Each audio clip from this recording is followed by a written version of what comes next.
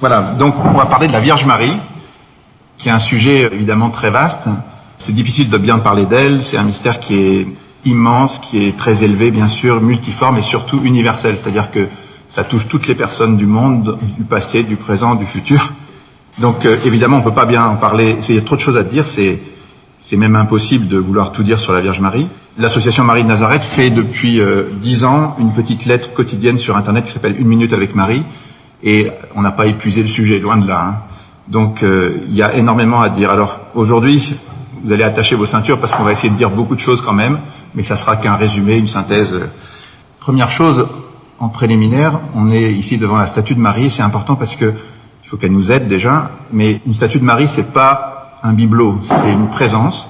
Dans l'Ancien Testament, on disait qu'il fallait pas représenter Dieu, mais il y a eu un changement avec l'incarnation, il a pris un visage, et à partir de là, même s'il y a eu des discussions dans l'histoire de l'Église, il y a une querelle qu'on appelle iconoclaste, ça a été tranché, et les pères du Concile ont dit que l'honneur rendu à l'image remonte à son modèle. C'est-à-dire que une statue, c'est un signe extérieur qui appelle une présence intérieure, et le but, en quelque sorte, c'est de prendre Marie chez soi, comme Joseph et Jean.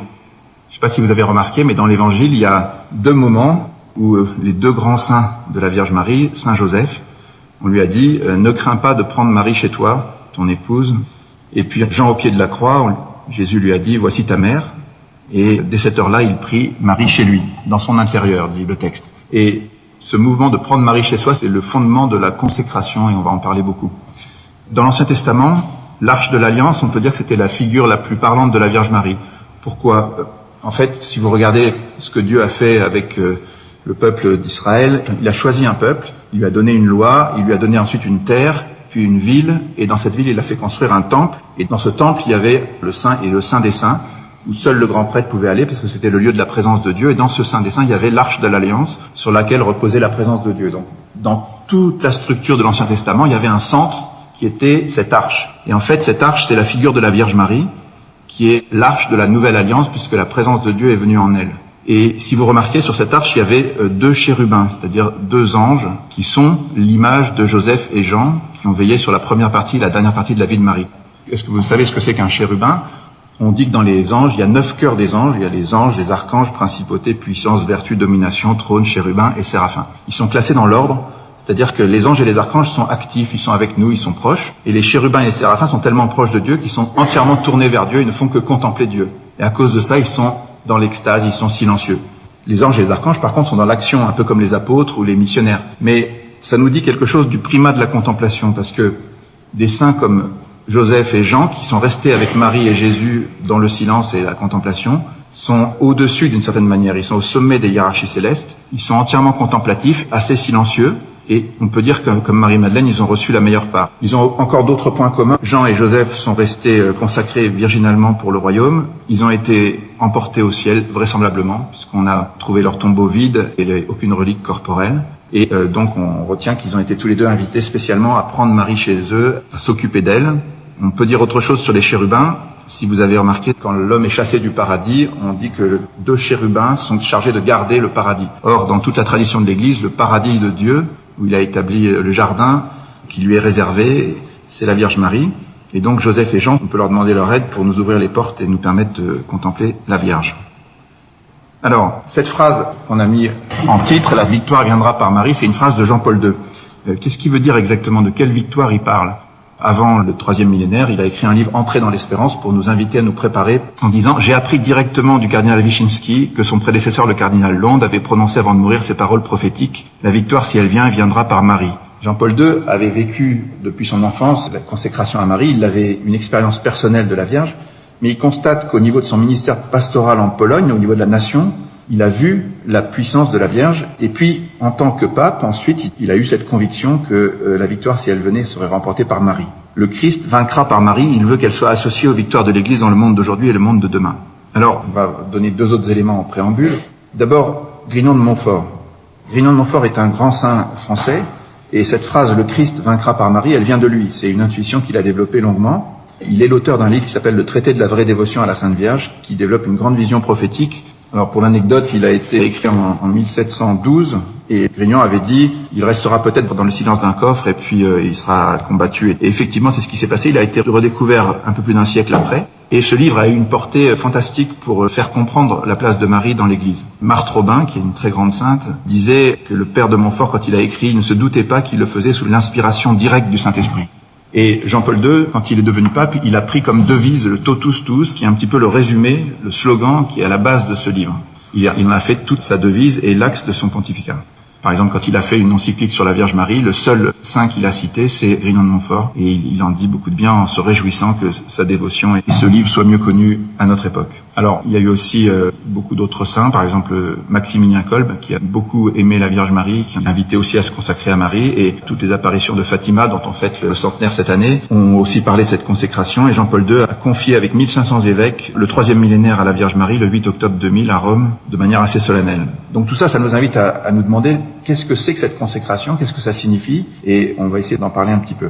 Deuxième élément, encore en préambule, on n'a pas encore commencé, c'est la date d'aujourd'hui. Aujourd'hui, on est le 27 novembre. Or, le 27 novembre 1830, il y a eu une très grande apparition à la rue du Bac, Notre-Dame de la Médaille miraculeuse. C'était la première des grandes apparitions contemporaines. Il y a eu beaucoup d'apparitions aussi dans le passé, mais il y a eu tout un cycle d'apparitions qui a commencé à Paris, ici, et on fête l'anniversaire il y a 187 ans. La Vierge a commencé à apparaître le 18 juillet, et elle a dit « Les temps sont très mauvais, des malheurs vont fondre sur la France, le trône sera renversé ». Et 10 jours plus tard, c'était la révolution de 1830, elle a dit aussi à Catherine ce 18 juillet que dans 40 ans, il y aurait des épreuves. Et 40 ans, jour pour jour après cette apparition, il y a eu la guerre entre la France et la Prusse, avec beaucoup de problèmes derrière.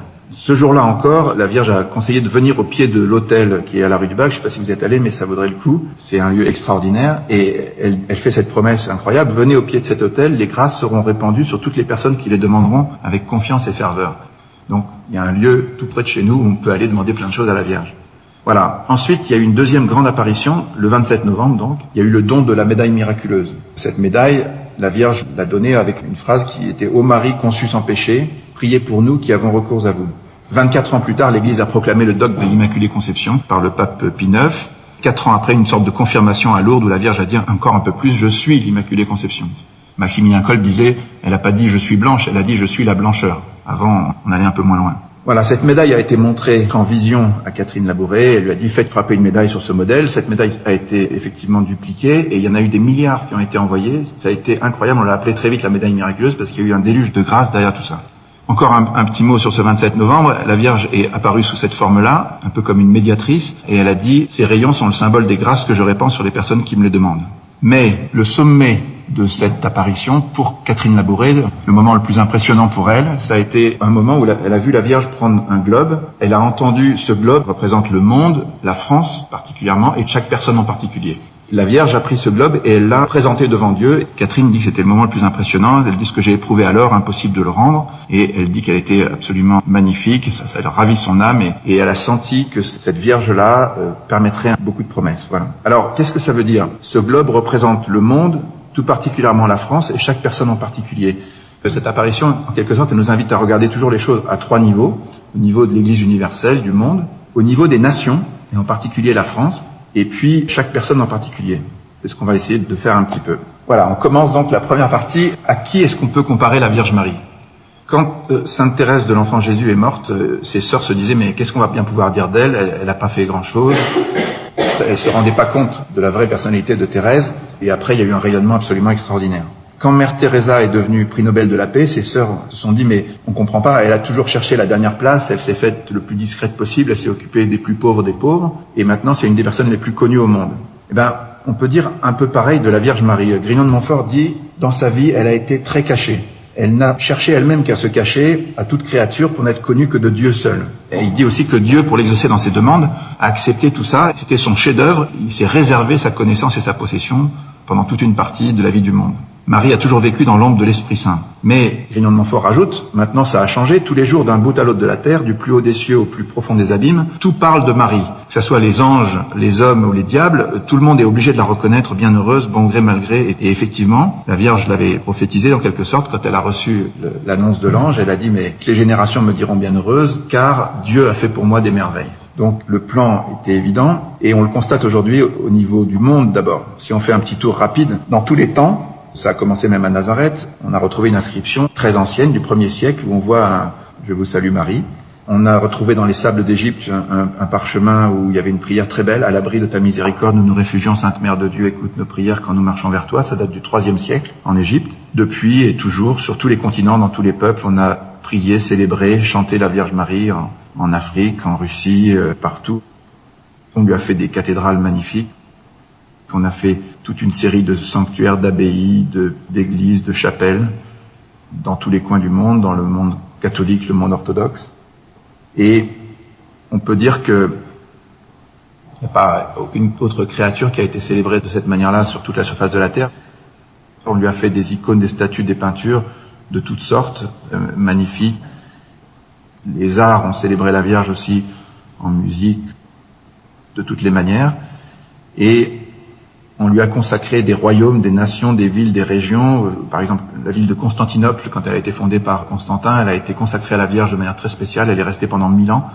Elle avait des reliques de la Vierge, la ceinture, le vêtement. Elle avait des fêtes très belles et une protection toute spéciale de Marie. Mais il y a d'autres pays dans le monde qui sont consacrés, le Mexique, la Pologne, des dizaines de pays en fait, des dizaines de villes. Là, c'est Marseille, Lourdes. Il y a des sanctuaires, bien sûr. Bref, elle est reine comme personne d'autre sur la terre. Il y a aussi des congrégations, des mouvements, des fondateurs, Saint-Dominique, Thérèse d'Avila, des tas de congrégations qui sont consacrées à elle.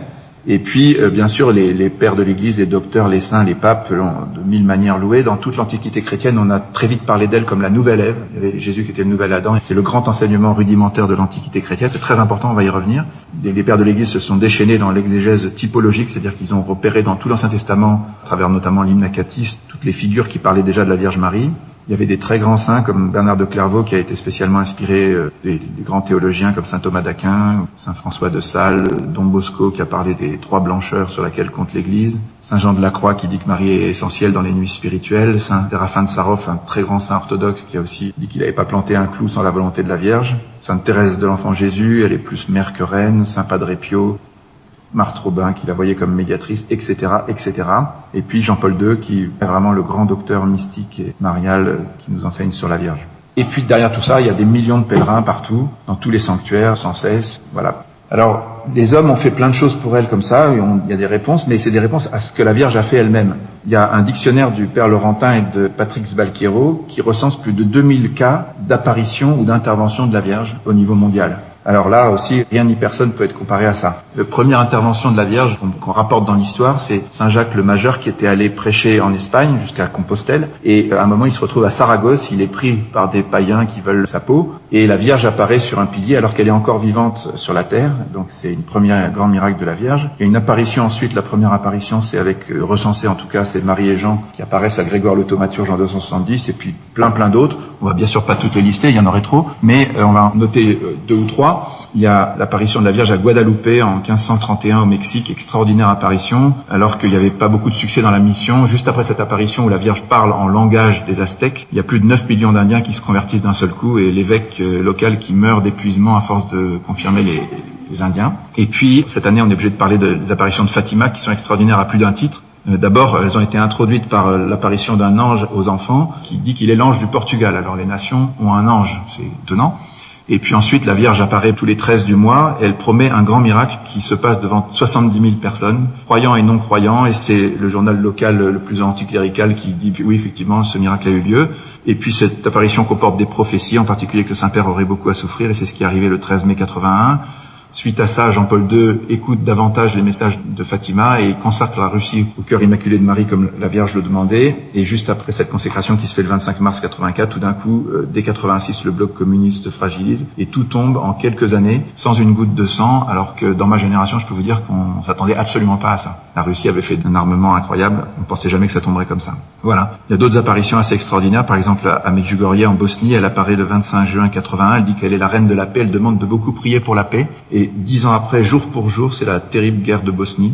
Des voyants qui continuent à voir la Vierge depuis 36 ans. Il y a des tests scientifiques qui ont été sur eux, des miracles vraiment super abondants là-bas. Bref, Marie a été aussi extrêmement active dans la défense de la chrétienté contre l'islam. La première victoire qui arrête l'expansion musulmane, c'est Charles Martel à Poitiers. Ça se passe un samedi et il dédie sa victoire à Marie et à Saint Michel Archange. Mais l'expansion musulmane continue. Il y a par exemple à Lépante une victoire totalement improbable des chrétiens qui étaient 2 fois moins nombreux sur une victoire maritime. Le pape demande de prier le rosaire, il a une apparition et finalement il y a un miracle, les vents qui soufflent dans le bon sens et tout, et les chrétiens arrivent à s'en sortir. Pareil à Vienne, on était assez désespéré, on a invoqué le Saint-Nom de Marie et on a contenu pendant quelque temps l'expansion musulmane. Et puis, vous savez qu'il y a des Coptes en Égypte qui sont chrétiens depuis longtemps.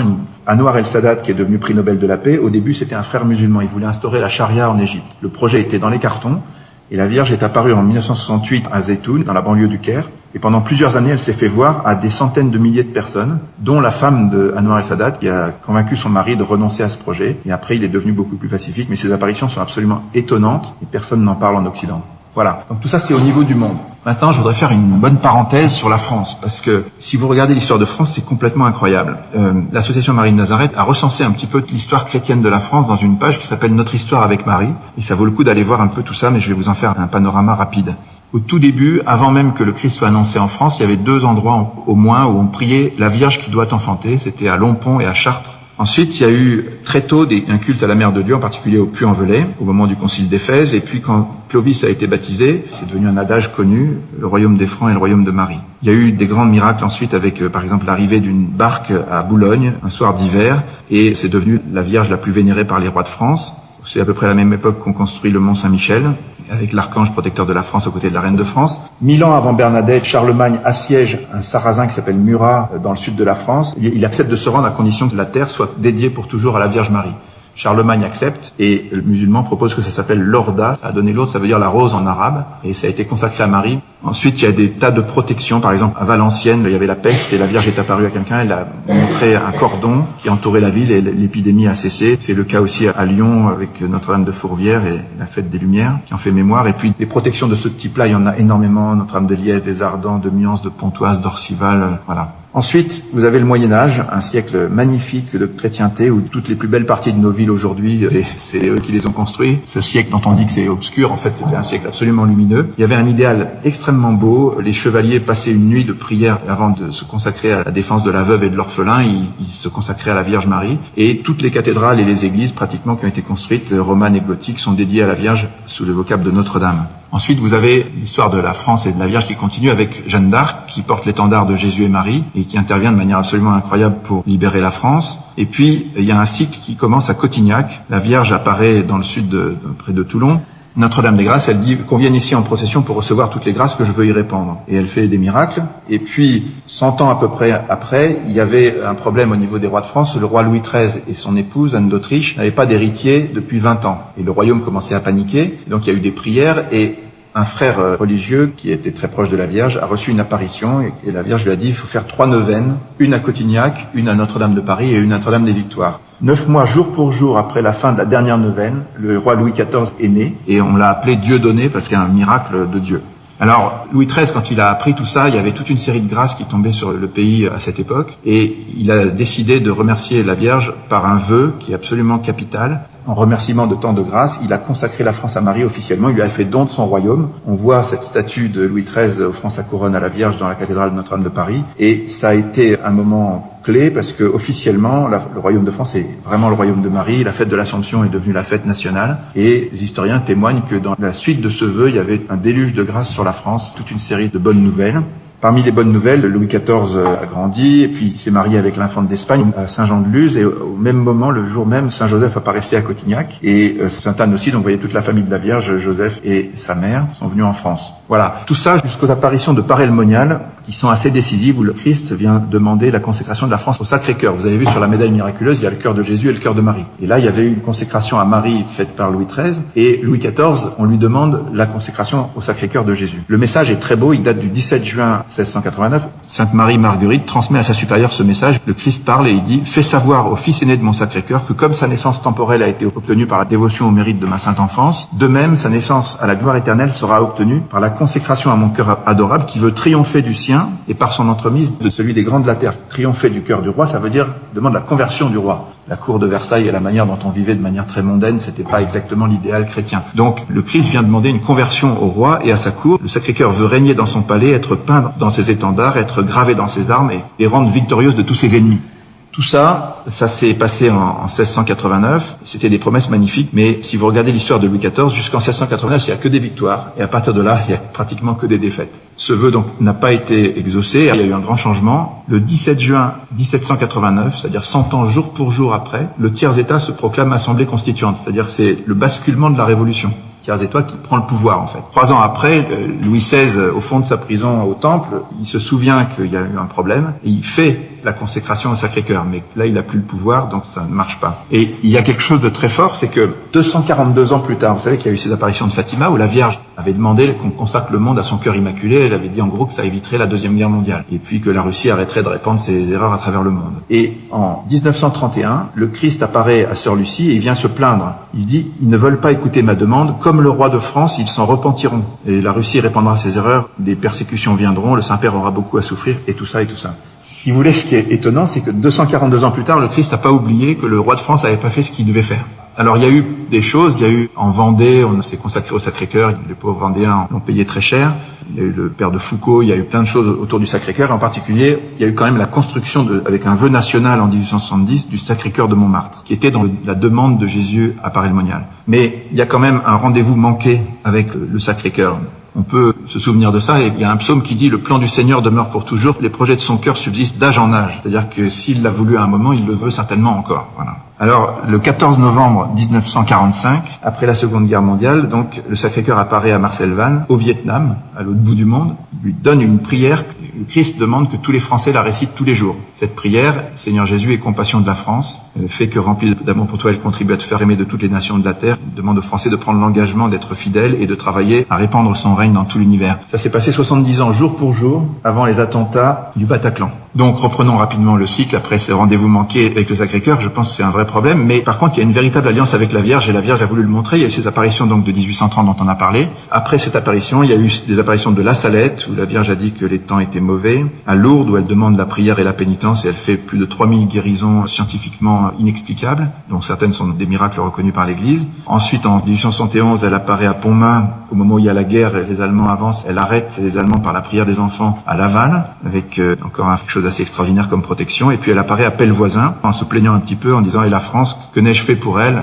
La réponse n'est pas très forte. Vous voyez, en 36 ans, la Vierge dessine un M sur notre pays, un peu comme celui de la médaille miraculeuse. D'une certaine manière, c'est pour montrer la protection qu'elle a décidé de donner à ce pays. Cette protection, on la constatera en permanence. En 1914, durant la bataille de la Marne, il y a une grande apparition de la Vierge qui arrête les armées allemandes le temps que les Français s'organisent. Et puis, en 1947, il y avait une menace de révolution communiste en France. La Vierge apparaît à l'île Bouchard et elle demande la prière des petits-enfants parce que la France est en grand danger. Des protections contre les guerres, il y en a eu partout, depuis Bouvines, Paris avec Sainte-Geneviève, mais Nantes, Orléans, Cambrai, Bar-le-Duc, Verdun, tout ça. Toutes ces grâces sont incroyables. Et en 1922, le pape Pie XI proclame Marie patronne principale de France avec un texte magnifique. Et il dit que Saint-Michel-Archange, Sainte-Jeanne d'Arc et Sainte-Thérèse de l'Enfant Jésus sont les patrons secondaires de la France. Donc c'est reconnu au niveau de l'Église maintenant, au niveau politique. La France est vraiment le royaume de Marie. On peut compter là-dessus et c'est très important pour nous. Mais après ce cycle donc d'apparition de la Vierge, il y a un autre cycle qui démarre avec la victoire de Sébastopol où Napoléon III prend les canons russes et il en fait une statue qui s'appelle Notre-Dame de France au Puy-en-Velay. Et puis quelques années plus tard, au début du XXe siècle, les assomptionnistes créent une image de Notre-Dame de France très spéciale avec l'enfant Jésus sur l'épaule. Et ils la placent au sommet de la vieille ville de Jérusalem dans un très gros bâtiment.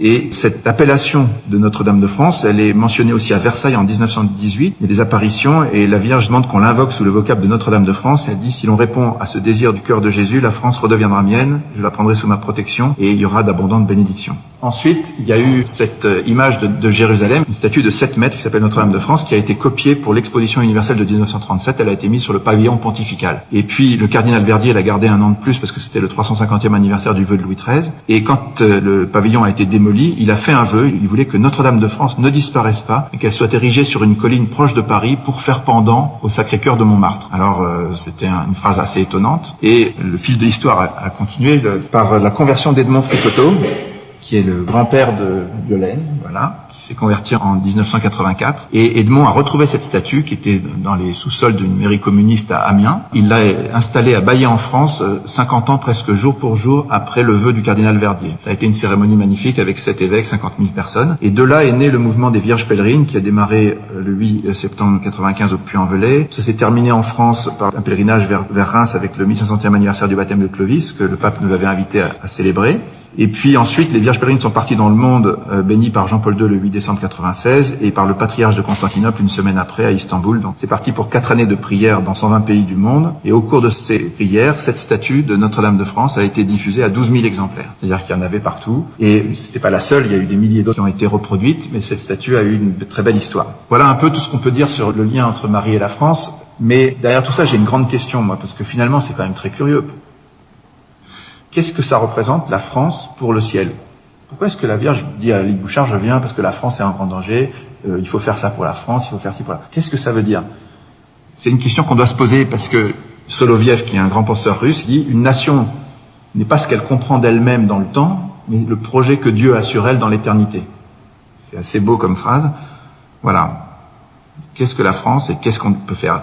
Alors les papes répondent un petit peu, il y a toutes sortes de prophéties sur la France, il y en a une très belle de Saint Pie X qui dit qu'il y aura un retour, que la France se redressera, elle reviendra à sa première vocation, comme Paul donc sur le chemin de Damas, elle rencontrera Dieu et elle se lèvera, elle redeviendra la fille aînée de l'Église, la nation prédestinée, elle repartira. Marthe Robin avait à peu près les mêmes intuitions, elle avait précisé tout ça, elle avait dit la France va tomber bas, très bas, plus bas que les autres nations, mais elle criera vers Dieu et la Sainte Vierge viendra la relever. Et elle retrouvera sa mission de fille aînée de l'Église. Et donc Marthe Robin a fait une prière, une très belle prière pour la France que je vous invite à lire. Voilà. Et puis au début des Vierges pèlerines, il y avait le père de Monténard qui avait dit la France est une idée de Dieu. Voilà, donc il faut réfléchir sur ce que c'est que la France. Donc on a parlé de Marie dans le monde, Marie au niveau de la France et des nations. Très rapidement, au niveau des prières de chacun, vous savez que à la fois les grands saints, les papes, tout le monde peut prier la Sainte Vierge. Et là, on peut pas raconter les choses parce qu'il y aurait tellement de choses à dire. Vous avez des témoignages partout d'ex-voto, de récits de gens qui ont prié la Vierge et qui ont été exaucés. Si vous l'avez pas commencé, vous pouvez le faire.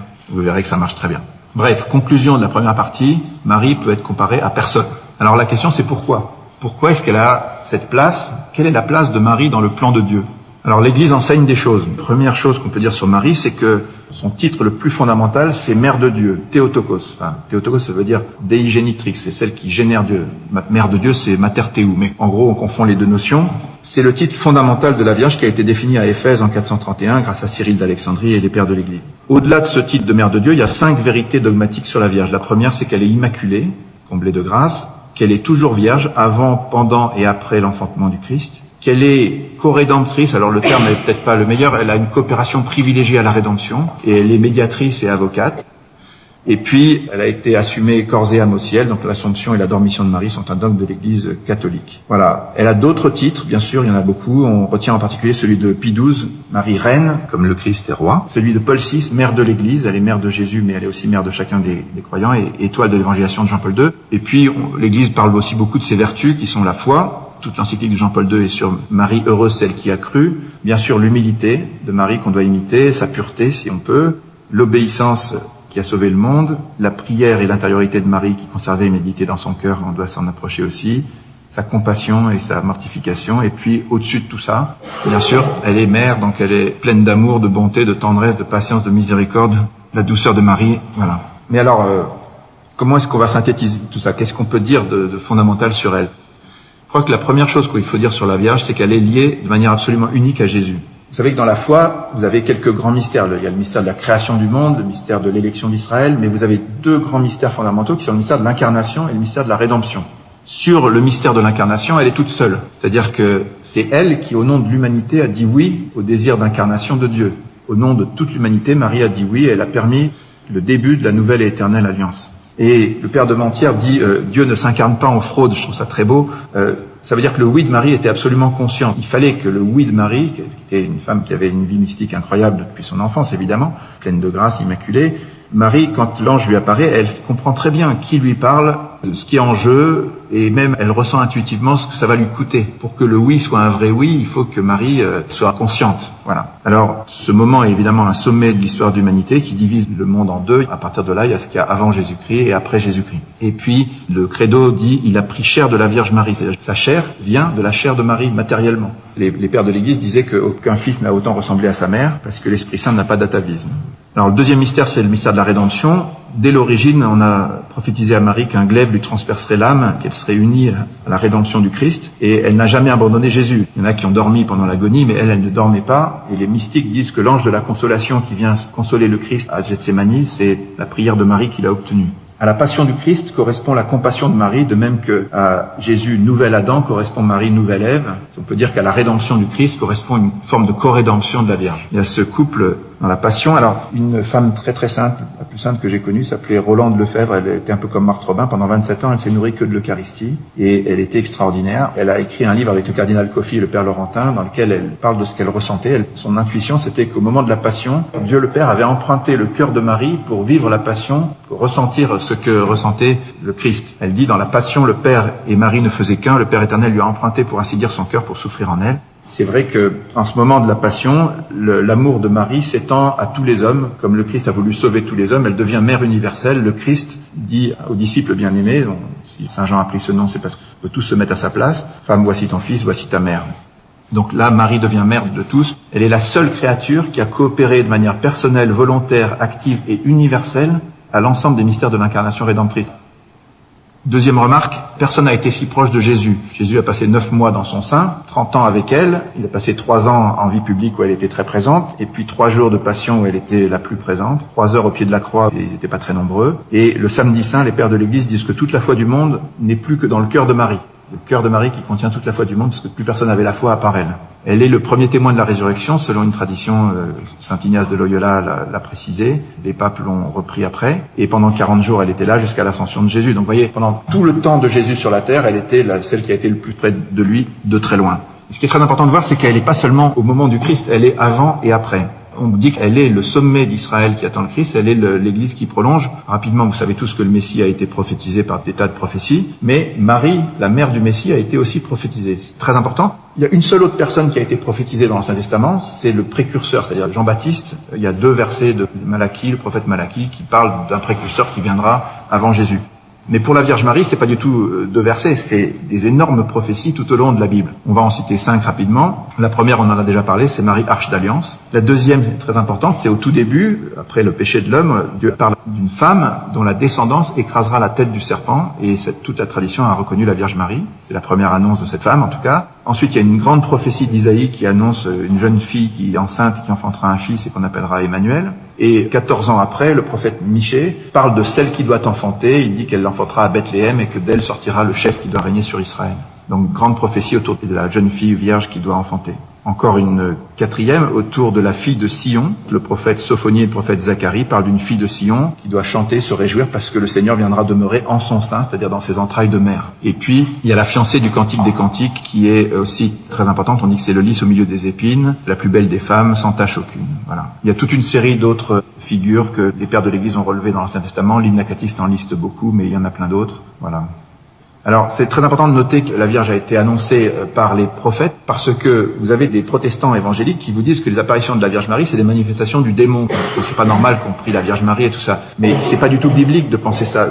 Dans la Bible, il y a une annonce du Messie, mais il y a une annonce de la mère du Messie. Et pour les Juifs, c'est très important. Il y a toutes les femmes juives qui espèrent qu'elle serait la mère du Messie. Donc, la place de la mère du Messie, elle est considérable dans la Bible. Et ne pas lui donner une place dans la vie de l'Église, c'est une erreur biblique, on va dire. Voilà. Marie est donc le sommet d'Israël. Il y avait une attente très forte du Messie au temps du Christ, parce qu'il y avait les prophéties de Daniel, des 70 septénaires et des 4 royaumes qui précisaient même la date de la venue du Messie. Donc au temps de Jésus, on attendait spécialement le Messie. Et Marie a été éduquée comme ça par sa mère d'abord, et ensuite elle est partie au temple. Très important qu'elle soit allée au temple, c'est célébré par toutes les églises apostoliques dans leur liturgie. Ça veut dire que Marie, au temple, au cœur d'Israël, recueille toute la tradition d'Israël. Père Marie-Dominique Philippe, à qui on parlait souvent, disait, pour parler de la Vierge, il fallait montrer que tout monte avec l'Ancien Testament jusqu'à un sommet qui est Marie, que Marie reçoit Jésus, et que de là, tout redescend jusqu'aux extrémités de la terre. Il y a une sorte de plan de Dieu qui passe par Marie. L'Apocalypse de Baruch et le protévangile de Jacques et le Talmud évoquent ces jeunes filles qui étaient élevées au temple. jeune fille élevée au temple, tissait les vêtements des prêtres et le rideau du temple. Marie était là, elle attendait le Messie plus que quiconque. Quand dans le Magnificat, elle dit que Dieu comble de bien les affamés, elle était spécialement affamée. Marie était donc là avant, elle était aussi le soutien de l'Église naissante. Elle est le début de l'Église, elle est là à la Pentecôte, elle a recueilli les reliques du Christ d'après tous les mystiques, elle faisait le chemin de croix d'après Anne-Catherine Emmerich et d'autres. Elle a été là dans les premiers martyrs et persécutions, elle a été avec Jean à Éphèse où elle a créé le modèle de la vie contemplative. Les premiers moines avaient pris Marie et Jean comme modèle de vie et elle vivait selon le rythme de prière du temple. Elle est intervenue pour Saint Jacques le Majeur et elle a été aussi très présente dans la constitution des évangiles, en particulier celui de Luc, où le récit de Luc vient d'elle à l'évidence. Tout ça se termine par la dormition de Marie qui est attestée à Jérusalem et son Assomption. Et ensuite, Jean de Zébédée, le dernier des apôtres, va écrire l'Apocalypse. Il y aura une vision à Patmos, dans cette île magnifique de Patmos. Il va voir une femme qui combat le dragon, une femme couronnée de 12 étoiles. C'est avec ça qu'on a fait le drapeau de l'Europe. Et le couronnement de Marie fait partie de la foi de l'Église. Voilà, donc Marie est avant le Christ, elle est après. Et Grignon de Montfort nous dit qu'elle sera spécialement présente à la fin des temps. Il y a une apparition de la Vierge au Puy-en-Velay où elle dit « J'ai été le soutien de l'Église naissante, je le serai aussi à la fin des temps ». Grignon de Montfort insiste là-dessus, il parle de la méthode de Dieu qui commence toujours toutes ses œuvres par Marie, Jésus, chacun de nous enfanté par la Vierge. Et la seconde venue du Christ viendra aussi par Marie. Son intuition, c'est que Marie a été inconnue jusqu'ici, et c'est pour cette raison qu'on n'a pas le triomphe du Christ. La connaissance et le règne du Christ arrivent dans le monde, et ce sera une suite nécessaire de la connaissance et du règne de la très sainte Vierge. Tout a commencé par Marie, et tout doit être consommé par Marie. Il faut donc maintenant révéler et découvrir Marie. Pourquoi Marie a ce rôle? Pourquoi est-ce qu'elle est éducatrice? Pourquoi est-ce qu'elle est si importante pour nous? Eh bien, parce qu'elle connaît Dieu mieux que personne. Si vous regardez la Bible, qui est-ce qui a la connaissance de Dieu dans la Bible? C'est ceux qui ont les cœurs purs, et Marie l'avait plus que quiconque. C'est ceux qui sont humbles et pas les orgueilleux, et elle l'était. Ceux qui prient, ceux qui écoutent la parole de Dieu, ceux qui la méditent dans leur cœur, ceux qui ont la science, et ceux qui sont tout petits. Elle est évidemment tout ça à un degré supérieur. Et donc, Marie et Joseph, qui ont éduqué Jésus, connaissaient Dieu mieux que quiconque. Grignon de Montfort dit qu'elle est le moule de Dieu, c'est-à-dire avec l'Esprit Saint, elle a enfanté le Christ et elle enfante chacun de nous. Donc en se remettant à elle, on imite le Christ. En résumé, on va faire des résumés tout le temps.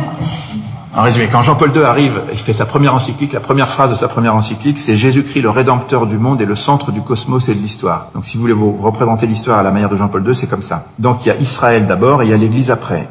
Et Marie, elle est celle qui entoure le Christ. Il y a une prophétie de Jérémie qui dit il y a une femme qui entourera l'homme. Et Marie entoure le Christ avant, après, avant avec Joseph, après avec Saint Jean, et donc les 35 ans de la vie du Christ entourés par les 70 ans de la vie de Marie, un septénaire. Voilà, si vous regardez le mystère de Dieu, vous avez l'Esprit Saint qui va du Père au Fils et du Fils au Père, filioque, et Marie, elle a une place tout à fait particulière parce qu'elle est fille du Père, épouse de l'Esprit Saint et mère du Fils, alors que nous, on n'est pas au même endroit. En fait, si vous regardez les trois amours les plus forts sur la terre, vous avez l'amour des parents pour leurs enfants, l'amour des enfants pour leurs parents et l'amour des époux l'un pour l'autre. Eh bien, de quel amour on aime Dieu d'habitude? D'habitude, on peut dire qu'on aime Dieu comme son père, qu'on est enfant de Dieu. Les consacrés peuvent l'aimer comme l'époux, les religieux, les religieuses, mais Marie est la seule qui peut l'aimer comme son fils. Voilà, c'est pour ça qu'elle a une place tout à fait particulière au cœur de la Trinité. Le Concile Vatican II s'était demandé s'il fallait faire un décret sur la Vierge Marie ou l'intégrer dans un décret sur l'Église Lumen Gentium.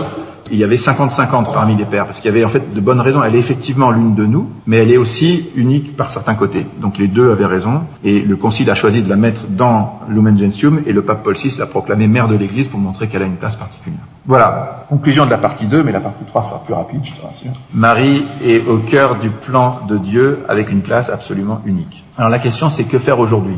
Pour nous-mêmes, pour notre pays, pour le monde. La première chose, c'est de lire le traité de la vraie dévotion de Grignon de Montfort. Il dit que la vraie dévotion à la Vierge est nécessaire. Il argumente là-dessus. Et en fait, je pense que c'est vrai au niveau du monde, au niveau des nations, au niveau des personnes. C'est une préparation au règne du Christ. C'est-à-dire que si on veut que le Christ règne un jour sur la terre, il faut se tourner vers Marie et Dieu recherche les apôtres des derniers temps. Donc, la question qu'on peut se poser, c'est qu'est-ce que c'est que cette vraie dévotion qu'il nous propose? Ça passe par un acte de consécration. Alors, la consécration, en fait, ça revient avant tout à imiter Jésus. Qu'est-ce qu'il a fait Jésus? Il s'est remis petit enfant entièrement dans les mains de Marie. Il a tout remis à la Vierge, il dépendait entièrement d'elle. C'est un peu ça l'acte de consécration de Grignon de Montfort, c'est de se remettre comme un enfant à la Vierge, en lui disant qu'on l'a choisie, qu'elle devient notre mère, notre reine, qu'on le fait en qualité d'esclave et non pas seulement de serviteur, c'est-à-dire pour toujours, en remettant tout, qu'il s'agit de donner ses biens intérieurs et extérieurs pour le temps et pour l'éternité, c'est-à-dire que c'est une remise complète. Alors ça peut effrayer quand on le comprend pas bien, mais quand on lit le traité de la vraie dévotion, on comprend très bien ce que ça veut dire. Et tous les grands saints de notre époque sont rentrés là-dedans. Grignon de Montfort dit qu'il faut prendre le temps de choisir Marie pour mère et pour reine, il faut prendre 30 jours pour s'y préparer sérieusement. Il faut fixer une date à laquelle on fera ça. Et chaque année, le reprendre parce que c'est un acte solennel qui doit nous marquer. Comme l'acte a marqué notre pays ou le monde, il faut que chacun en ait un jour cette décision qu'on prend de prendre Marie pour mère. Donc ça se prépare et ça va se terminer dans une petite chapelle solitaire où on doit se remettre à la Vierge Marie. Alors, Grignon, il dit attention aux fausses dévotions, parce que c'est pas seulement des mots. Il y a les faux dévots critiques déjà. Si on critique, c'est pas bien. Si on est trop pinailleur, ça va pas. Si on est scrupuleux, ça va pas non plus. Si on est extérieur, ça va pas. Si on est présomptueux, les dévots présomptueux, c'est ceux qui pensent qu'ils peuvent être dévots à la Sainte Vierge et que ça suffit, ils peuvent continuer à pécher à côté. Non, ça marche pas. Les inconstants, c'est ceux qui sont de temps en temps, mais pas toujours. Et les hypocrites, c'est ceux qui font ça pour paraître à l'extérieur. Enfin, tout ça, ça va pas. Et ni les dévots intéressés, ceux qui aiment la Sainte Vierge pour en récupérer des grâces seulement. Non. Tout ça, ça va pas. La vraie dévotion, elle est d'abord intérieure. Ça, c'est très important. C'est vrai, ce que Dieu veut d'abord, c'est notre relation personnelle. Il faut qu'elle soit sincère, forte et vraie. Et elle doit être intérieure, mais aussi tendre, sainte, constante et désintéressée. Voilà. Cette dévotion, elle ne peut se vivre que si donc l'intérieur, on le privilégie. Mais pour que l'intérieur fonctionne, il faut prendre des engagements extérieurs. Ça, c'est important de voir comment ça fonctionne.